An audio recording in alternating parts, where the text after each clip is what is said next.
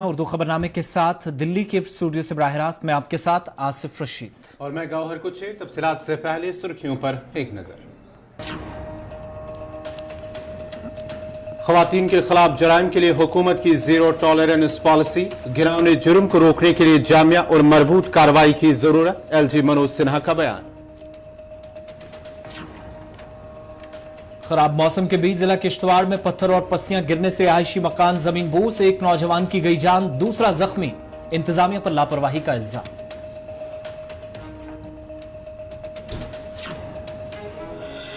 श्रीनगर ले शाहरा पर शाम देर गई ट्रैफिक बहाल, ड्राइवर, कंडक्टर और मुसाफिरों ने ली राहत की सांस।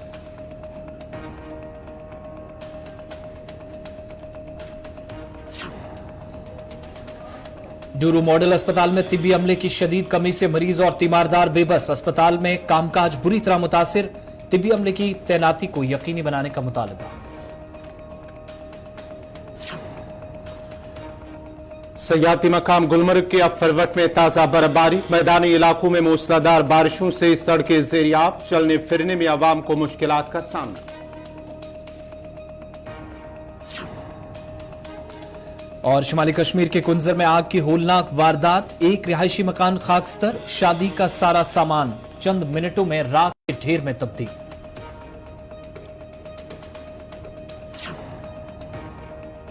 और अब पेश है खबरों की तफसील। श्रीनगर के SKICC में आज इंसानी स्मगलिंग आगाही सेमिनार का इनेकाद किया गया, जिसमें जम्मू कश्मीर के एलजी मनोज सिन्हा मेहमान खुसूसी के बतौर मौजूद थे। इस मौके पर एलजी मनोज सिन्हा ने कहा कि हुकूमत ने खवातीन के खिलाफ जराइम के लिए जीरो टॉलरेंस की पॉलिसी अपनाई है और इस गिरावनी जुर्म के पीछे मुजरिमाना नेटवर्क से अफराद को सजा देने का अज़म किया है।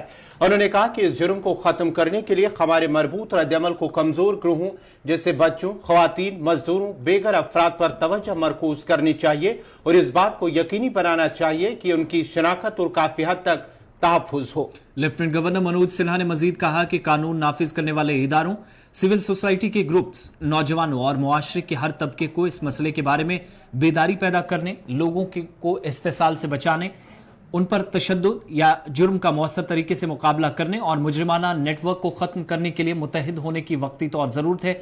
उनके मुताबिक अफराद की स्मगलिंग मुनज़्ज़म जराइम की सबसे घिनौनी शक्ल है, जिसके लिए तमाम स्टेक होल्डर्स की जानिब से तमाम सतहों पर जामे और मरबूत हिकमत अमली और कार्रवाई की जरूरत है।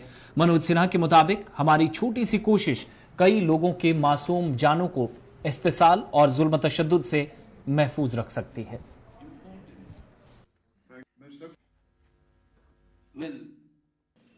संविधान और न्याय ठीक है, इसकी रक्षा करना हमारा प्राथमिक दायित्व है, लेकिन इस तरह के अपराधी अगर हमारे लूप होल्स के आधार पर बच जाते हैं तो मैं समझता हूं इस पर पुनर्विचार जरूर करना चाहिए। क्या रास्ता हो सकता है? जरूरत है हमारे प्रोसिक्यूटिंग ऑफिसर्स को ट्रेन करने की, हम जरूर अपने स्तर पर करेंगे। हमारे फोर्सेस में तालमेल की वो हम जरूर करेंगे, लेकिन आप सबसे मेरा आग्रह होगा तकनीकी आधारों पर, छोटे मोटे आधारों पर अगर बड़े अपराधी बच जाते हैं तो वो मैं समझता हूं कि देश के लिए, समाज के लिए एक बड़े खतरे पैदा होते हैं। जम्मू कश्मीर प्रशासन के सभी जिलों में एंटी ह्यूमन ट्रैफिकिंग सेल की स्थापना और जैसा मेहता जी ने कहा और उसको सक्षम बनाने के लिए हम पूरी तरह प्रतिबद्ध हैं। 11 जिले में anti human trafficking cell functional है, बाकी जो 9 जिले हैं इनमें भी शीघ्र ही हम ऑपरेशनल करा देंगे। यूनियन टेरिटरी के सभी पुलिस स्टेशन में कुल मिलाकर 202 विमेन हेल्प डेस्क की स्थापना हम कर चुके हैं। इन सभी संसाधनों द्वारा हम अपने लक्ष्य को तभी प्राप्त कर सकेंगे जब सभी ग्रुप्स की, विशेष रूप से महिलाओं, युवाओं एवं सिविल सोसाइटी सक्रिय भागीदारी हो और इस दिशा में मजबूत साझेदारी भी हो। इसके साथ ये भी आवश्यक है कि जो भी मामले कैसे सामने आ रहे हैं उनका समयबद्ध ढंग से, उनकी समय सीमा के भीतर विवेचना, इन्वेस्टिगेशन और ठीक से विवेचना, रस्मी तौर पर विवेचना नहीं। जनूबी कश्मीर की जिला अनंतनाग के गवर्नमेंट मॉडल अस्पताल डोरू में गुज़श्ता 2 माह से मेडिकल सुपरिटेंडेंट की कुर्सी खाली पड़ी है, जिसकी वजह से अस्पताल में आने वाले मरीजों और तीमारदारों को शदीद मुश्किलात का सामना है। अस्पताल के मेडिकल सुपरिटेंडेंट का तबादला 2 माह कबल अमल में लाया गया था, ताहम 2 माह गुजरने के बावजूद भी नए अफसर की तैनाती यकीनी नहीं हो सकी, जिसकी वजह से अस्पताल का कामकाज बुरी तरह मुतासिर हो रहा है। लोगों का कहना है कि अस्पताल में पैरामेडिकल स्टाफ की कमी की वजह से भी आने वाले मरीजों को मुख्तलिफ मसाइल का सामना है। अगरचे अस्पताल में पैरामेडिकल स्टाफ की कमी को दूर करने के लिए मुतअद्दिद बार आला हुक्काम को आगाह भी किया गया, लेकिन जुबानी वादों के सिवा कुछ नजर नहीं आया है। उन्होंने इंतजामिया के साथ साथ डायरेक्टर हेल्थ सर्विसेज कश्मीर से अपील की है कि नई तैनाती अमल में लाई जाए ताकि अवामी मसाइल हल हो सके। पहले मैं अपने शाहबाद डेवलपमेंट फोरम की तरफ से, शाहबाद के लोगों की तरफ से, अपने चेयरमैन मलिक ज़ोहर साहब की तरफ से उन तमाम लोगों का जो इलाके शाहबाद में शाहबाद की बहबूदी के लिए, शाहबाद की डेवलपमेंट के लिए, इसकी अच्छाई के लिए काम कर रहे हैं। बहरहाल रहा मॉडल हॉस्पिटल का, चूँकि इससे पहले कि मैं आपको मेडिकल सुपरिटेंडेंट की उसके बारे में कुछ कहूँ, मैं आपसे ये रिक्वेस्ट करना चाहता हूँ, आपकी चैनल के वसातत से मैं आम लोगों तक ये बात पहुँचाना चाहता हूँ कि हम एडमिनिस्ट्रेटिव सेक्टर हैं, यहाँ कुकरनाग से लोग आते हैं, यहाँ कपरन से लोग आते हैं, लारकीपोरा दालगम से आते हैं, पेंजलू मजमू डिंगूवारी से लोग आते हैं, मगर बदकिस्मती एक है, अगर यहाँ पे 2 ऑपरेशन थिएटर हैं, एक ही काम कर रहा है। ज्ञानी का मैं आपको बताऊंगा, सुबह कोई लेडी आती है, हमारी बहन, हमारी माँ, हमारी बेटी आती है, कोई सुबह 10 बजे वो एडमिट हो जाती है, गायनिकोलॉजिस्ट उसका इलाज करता है, लेकिन बदकिस्मती से रात के वक्त उसका कोई इंतजाम नहीं होता है और शाम 4 बजे उसको फिर रेफर करते हैं अनंतनाग या श्रीनगर। हमने ये बात भी उठाई है डायरेक्टर साहब से भी और सीएमओ साहब से भी। यहाँ पे हमारे बहुत स्टाफ की कमी है। हमारा यहाँ गायनिकोलॉजिस्ट नहीं है, लेडीज डॉक्टर होनी चाहिए 2 जो हमारे गायनिकोलॉजिस्ट यहाँ रहेंगे। उनके साथ साथ में ऑपरेशन थिएटर भी दूसरा चालू होना चाहिए, वो भी 24 आवर्स।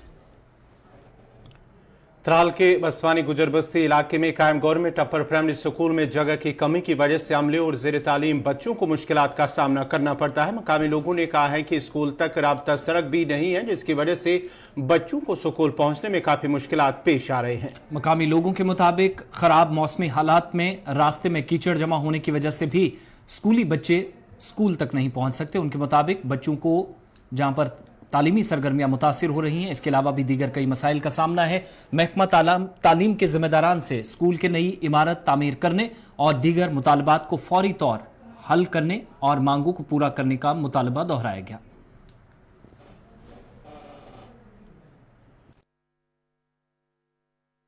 और मैं यूपीएस बसवानी स्कूल में पढ़ता हूँ।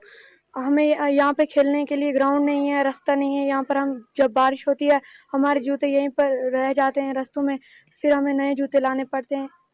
यहाँ पर रोज 30 का है और हमें हेडमास्टर भी टीचर्स अच्छा पढ़ाते हैं, लेकिन यहाँ पे रास्ता नहीं है, खेलने कूदने की जगह नहीं है। हमें मैं यही अपील करता हूँ कि हमें या स्कूल चेंज किया जाए और या नया ग्राउंड दिया जाए। रूम है, 4 रूम है यहाँ, बिल्कुल बिल्डिंग है ही नहीं। 8 क्लास है, 9 क्लास है, 9 क्लास के लिए एक ऑफिस के बगैर यहाँ 4 कमरे हैं। हमारे बच्चे अगर बारिश होती है कुछ होती है तो यहाँ पे आते हैं, जब आते हैं तो उनके जूते भी यहीं रास्ते में रह जाते हैं, फिर हमें उनके लिए नए जूते लाने पड़ते हैं। दूसरा मसला ये है कि मतलब बच्चों के लिए सबसे पहले मतलब एजुकेशन से ज़्यादा वो मेंटली और फिजिकली फिट रहने चाहिए। जब वो यहाँ पढ़ने आते हैं तो ना उनका मेंटली तरीके से वो फिट है ना फिजिकली, क्योंकि उनके ना खेलने की जगह है, ना कूदने की, ना कुछ ऐसे ही है। अब हमारा मसला ये, हम गुजारिश करते हैं कि हमें या तो बिल्डिंग चेंज की जाए यहाँ से। अब नहीं है यार, रास्ता नहीं है स्कूल का, सर और बच्चों को खेल कूद की जगह नहीं है। हमें बिल्डिंग यहाँ से चेंज होनी चाहिए, बस हमारी गुजारिश यही है। चलिए, उर्दू खबरनामा जारी रहेगा। वक्त छोटे से ब्रेक का है।